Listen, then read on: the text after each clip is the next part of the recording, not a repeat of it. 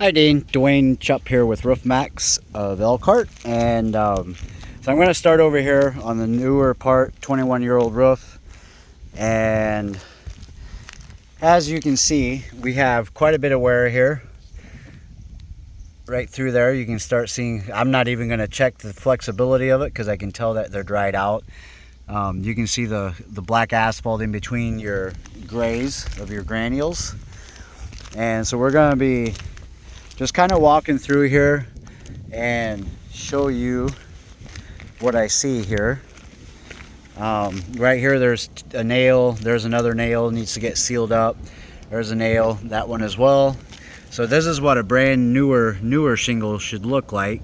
See how there's no black asphalt in between your layers or your grays, and then you come down here and you see where the black is kind of spaced in between where it's the asphalt.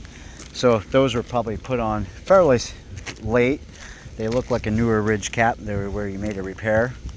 So then here, this nail right here started to come up, and that needs to get pounded down, sealed up. Those two nails right here get resealed. Everything feels sturdy up here. There's not really any soft decking, which is good. And then up here, some more nails that need to get sealed up. Come down here, check your stink pipe boots. That looks okay. I would actually reseal some of that right there, just so that it can't, rain that. You can see right there how it's split. See that? So we'll reseal along there. And then this one, basically just reseal these nails. That looks fairly good around there. There's another nail head showing. Nothing major. So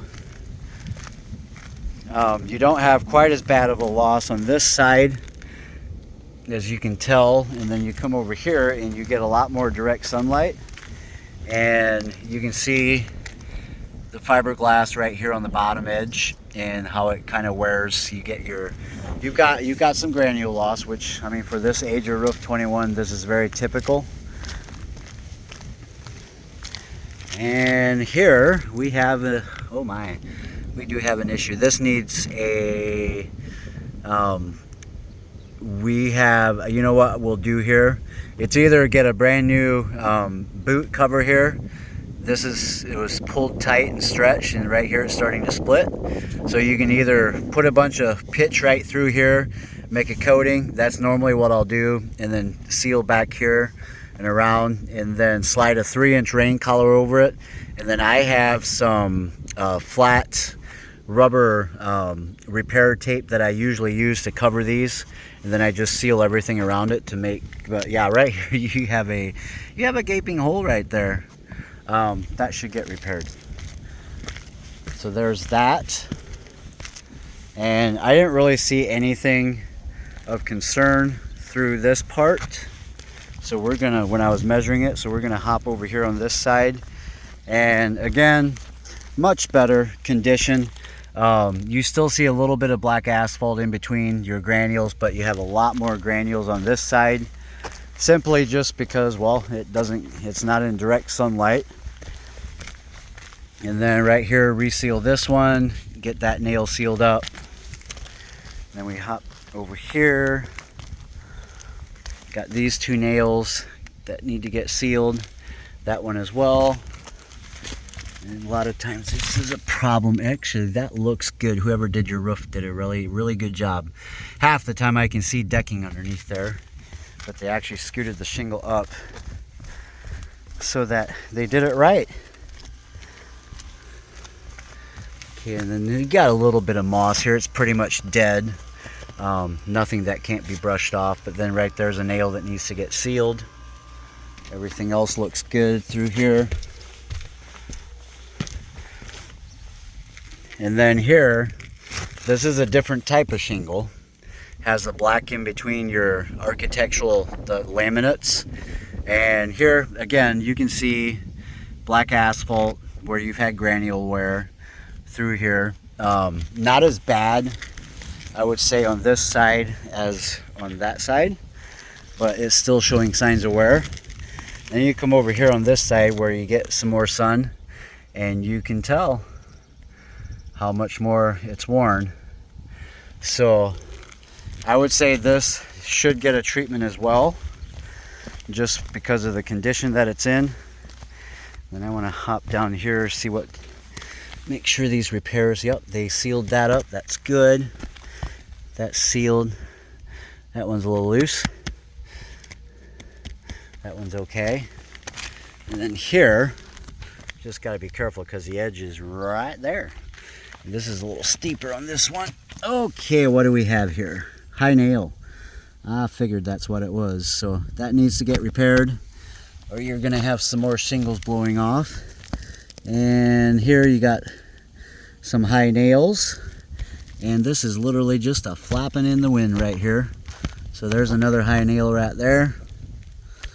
Pushing that up, so that'll have to get repaired. And then here on the edge right there's a nail. There's another one. Another one. Those need to get sealed up. And on the edge here, we have two, a nail here and a nail here. Need to get sealed.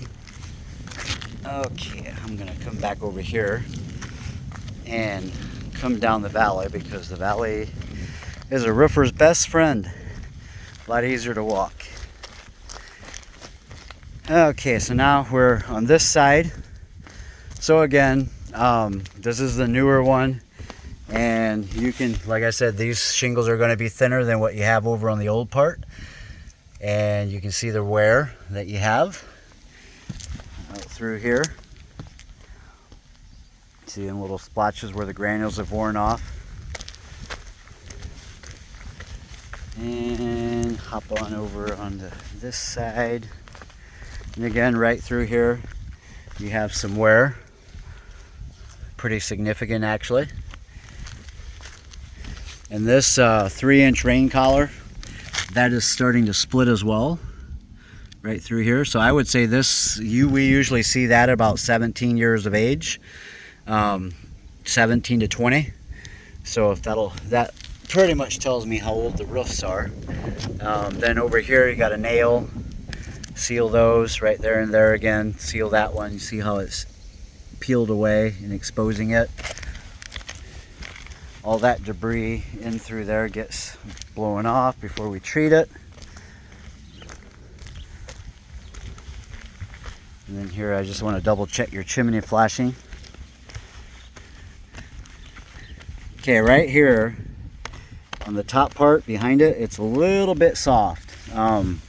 That makes me think, and it could be because of the low slope right through here, that you've got water or ice that in the wintertime it'll sit here and it'll work its way underneath here along this edge. So I would reseal this really good back here so that water can't do that.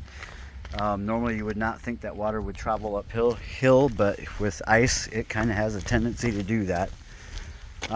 So here you're flashing, which they flashed it properly. This is aluminum flashing right there, and that will heat up more than your shingles will, so it has a tendency to lift up, and you can see that it's loose, and so all those nails need to get pounded back down and resealed all the way through here. You can see how that one's starting to lift up. Didn't see anything else. Same thing on that one. Just make sure that all those nails are sealed up properly so that you don't have to worry about it leaking. Now I want to check something here. Yeah, it's alright still. It looked like it was a little soft there. And here again, definitely see some wear on the bottom edges of your shingles and through here in the middle. You can see a lot of the black asphalt in between your grays. Underneath, and that just simply comes from not having any ventilation. It gets super hot right there, and that air kind of sits there, and then it travels over here and then comes up and goes out up there. So it has a ways to travel to stay hotter longer. Now we're gonna come up on your garage. Right there's your And where this starts, I'm guessing high nail. Yep, that one made that seal tab fail, so that'll have to get pounded back down and resealed. There's another high nail. This shingle actually is loose, so that has to get resealed. Right here, there's a nail that needs to get sealed up. There's a little part that blew off right here, but if you seal that nail up, everything else will just keep on running down. It'll be completely fine. And now, so we're on the back side of your garage here, and this is what I wanted to show you. You've got spots like that one over here. Kind of like if I stand back, you'll see these little darker spots through here, and that's granule loss. And some of this, I know it's a newer shingle, but it actually looks kind of like that, if not a little bit worse. So I would definitely get this treated to get the oils back in there and get the pliability, the softness back into your asphalt to make the existing granules re-adhere to your asphalt. And then here you got a nail. Even on this front side where it doesn't get a whole lot of as much direct sunlight, you've got spots again where you've got a lot of wear. It's not everywhere. There's another one. So one thing that I do look for a lot is nails that are below the seal tab line. I didn't see a single nail. That's good. So whoever did this, they really took care, and I feel like to do it right. So I would say you still have a good roof up here, and if you don't do anything about it, well, it's just gonna go.